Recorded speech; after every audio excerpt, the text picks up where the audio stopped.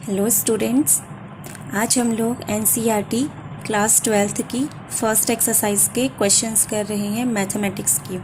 तो एक्सरसाइज 1.1 ये है।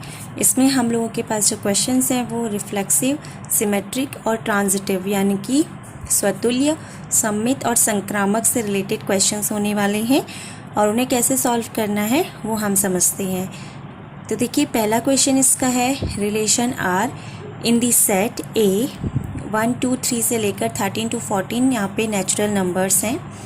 डिफाइंड एज, इस तरीके से डिफाइंड है, इसमें एक रिलेशन दिया हुआ है R x comma y such that 3x minus y equals to 0। तो हमें ये बताना है कि रिलेशन जो है वो रिफ्लेक्सिव होगा, सिमेट्रिक होगा या ट्रांजिटिव होगा या फिर नहीं होगा, हमें ये प्रूफ करना है। तो देखिए, यहाँ पे हमारे पास सेट ए हमें गिवन है।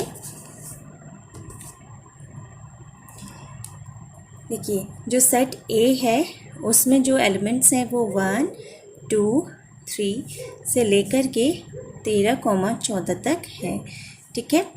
अब यहाँ पे जो रिलेशन आर है वो इस तरीके से है such that x comma y ऐसे हमारे कार्टेशियन प्रोडक्ट हैं। इसमें सिचुएशन बनती है 3x minus y equals to आना चाहिए 0। ठीक है। तो हमें इसे प्रूफ करना है, बताना है कि क्या ये रिफ्लेक्सिव होगा यानी कि स्वतुल्य होगा या नहीं होगा। तो देखो, हम यहाँ पे इसे सॉल्व करते हैं।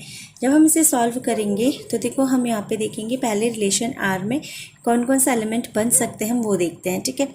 तो यहाँ पर अगर हम देखें, ये जो बन रहा है 3x minus y equals to 0, इसका मतलब बन रहा है 3x minus y equals to में जो 0 है, इसका मतलब है कि y इक्वल्स टू 3x होगा। मतलब हम x का जो मान रखेंगे y उसका 3 गुना होगा। अब उसी के अकॉर्डिंग हम यहाँ पर वैल्यू रख करके कुछ टर्म्स लिखते हैं। अगर मैं पहला टर्म लिखूँ, अगर मैं x को 1 मानूँ तो y मेरा कितना हो जाएगा, 3 हो जाएगा। अगर मैं x को 2 मानूँ तो y मेरा कितना हो जाएगा, 6 हो जाएगा।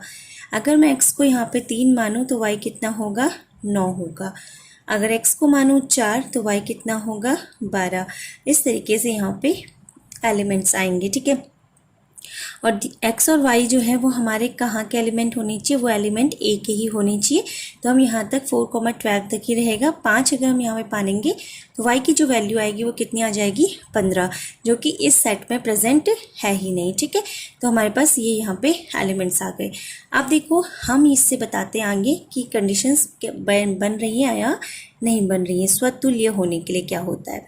तो देखो, स्वतुल्य यानी कि रिफ्लेक्सिव। ठीक है। तो देखो, रिफ्लेक्सिव का कंडीशन क्या होता है कि अगर एक एलिमेंट ए बिलोंग कर रहा है कहाँ, ए में। ठीक है। तो उस कंडीशन में ए कॉमा ए ये बिलोंग करना चाहिए आपके रिलेशन आर में for all a belongs to a. सारे ए जो कि ए में बिलोंग करते हैं उनके लिए ए कॉमा ए रिलेशन आर में प्रेजेंट होना चाहिए। ठीक है। अब देखिए, आप मुझे बताइए, यहाँ पे इस सेट आर में आपको ऐसा कुछ भी दिखाई दे रहा है कि ए कॉमा ए यानी कि 1,1 2,2 3,3 वाली सिचुएशन आ रही है, नहीं आ रही है।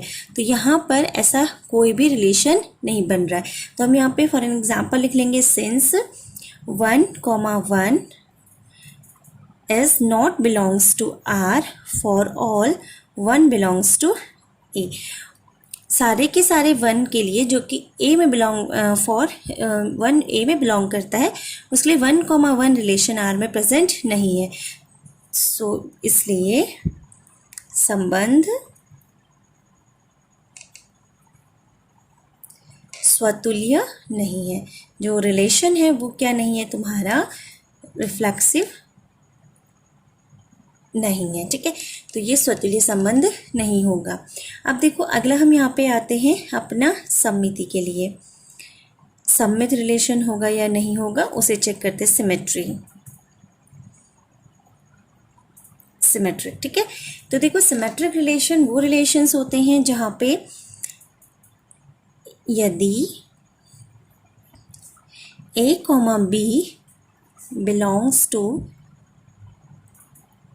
R for all AB belongs to A, तो B comma A is also belongs to R for all A comma B belongs to A।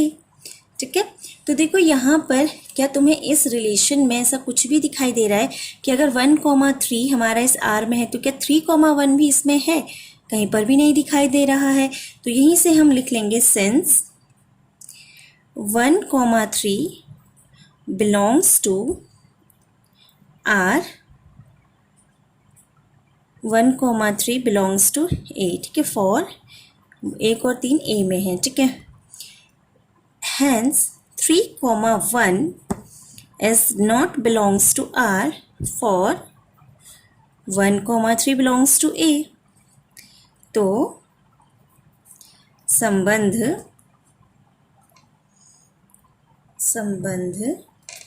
सम्मित नहीं है। ये संबंध क्या नहीं है? सिमेट्रिक भी नहीं है। ठीक है, तो सम्मित भी ये क्वेश्चन नहीं होगा। ठीक, अब देखो अगला आता है संक्रामक के लिए। यहाँ तक समझ में आ गया होगा आप लोगों को होपफुली। अब देखो संक्रामक के लिए क्या होता है। संक्रामक के लिए क्या होगा? ट्रांजिटिव हम इसे बोलते हैं, ट्रांजिटिव। तो ट्रांजिटिव के लिए सिचुएशन ये होती है कि इफ एक B belongs to R, BC belongs to R, then ये सिचुएशन आनी चाहिए AC belongs to R होना चाहिए। ठीक है, और यहाँ पे लिख लेना for all A, B, C belongs to A। यहाँ पर ब्रैकेट नहीं लगाएंगे क्योंकि ये कार्टेशियन प्रोडक्ट नहीं है। अब देखो यहाँ पे बताइए कि कोई एक नंबर हम ऐसा ले लेते हैं जैसे 1,3 और 3,9 ले लेते हैं।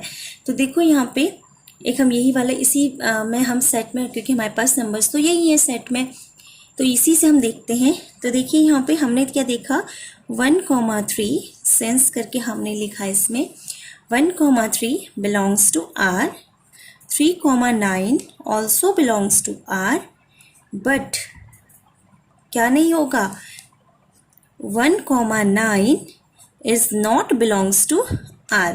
ठीक है, 1,9 जो है वो R में बिलोंग नहीं करता है, R में नहीं है, अतः संबंध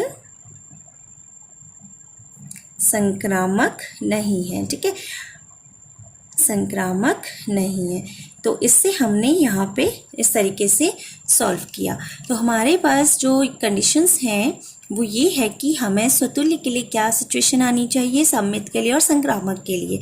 तो होपफुली आपको ये क्वेश्चन समझ में आया होगा। फर्स्ट क्वेश्चन था। अगला क्वेश्चन हम नेक्स्ट वीडियो में करते हैं। अगर चैनल आपको समझ में आया तो चैनल को सब्सक्राइब जरूर कर लीजिए। Thank you.